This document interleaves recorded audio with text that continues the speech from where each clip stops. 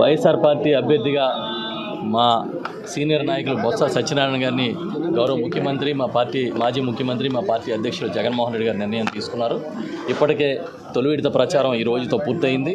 అందరూ ఓటర్లని కలుసుకున్నారు.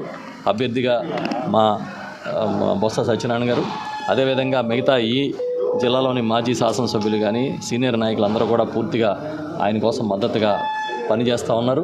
ముఖ్యమంత్రి గారు ఇప్పటికే చాలామంది ఎంపీటీసీలు కానీ ఈ స్థానిక నాయకులతో కానీ భేటీ అయ్యారు, వారితో మాట్లాడారు, వారిని మోటివేట్ చేశారు. తప్పకుండా ఈ ఎన్నికల్లో మేము విజయం సాధిస్తాం.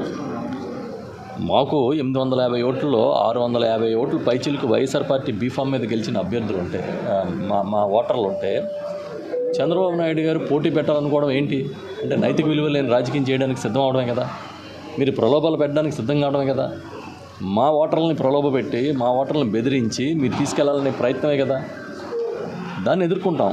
ఎందుకంటే మా వైఎస్ఆర్ పార్టీ ఒక బలమైన సంకేతాన్ని ఈ ఎన్నిక గెలవడం ద్వారా ఈ రాష్ట్రానికి, ఈ ప్రజలకి, మా పార్టీ నాయకత్వానికి, క్యాడర్కి అందరికీ కూడా మేము ఇస్తాం, ఒక మెసేజ్ ఇస్తాం.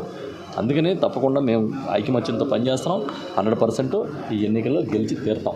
ఈ స్థాయి సంఘాల ఎన్నికల్లో మా పార్టీ ఓటర్లని అక్కడ మా కార్పొరేటర్లు జాయిన్ చేసుకుని అనైతికంగా ఒక పార్టీ బీఫామ్ మీద గెలిచిన వాళ్ళని వాళ్ళు తీసుకుని గెలిచి అదేదో సాధించినట్టుగా ఒక పెద్ద కిరీటం దక్కించుకున్నట్టుగా మాట్లాడుతూ ఉన్నారు.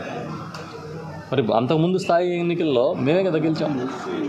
అంటే ఇప్పుడు అధికారం వచ్చింది కాబట్టి వీళ్ళందరినీ కూడా మీరు ఏదో రకంగా ప్రలోభ పెట్టో లేదా బెదిరించో మీరు తీసుకెళ్ళి ఉండొచ్చు.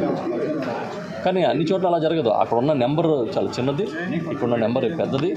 ఇక్కడ మాకు చాలా ఆల్మోస్ట్ 3/4 బలం ఉంది మాకు, కనుక 100% గెలుస్తాం. సమావేశం పెట్టుకున్నాము.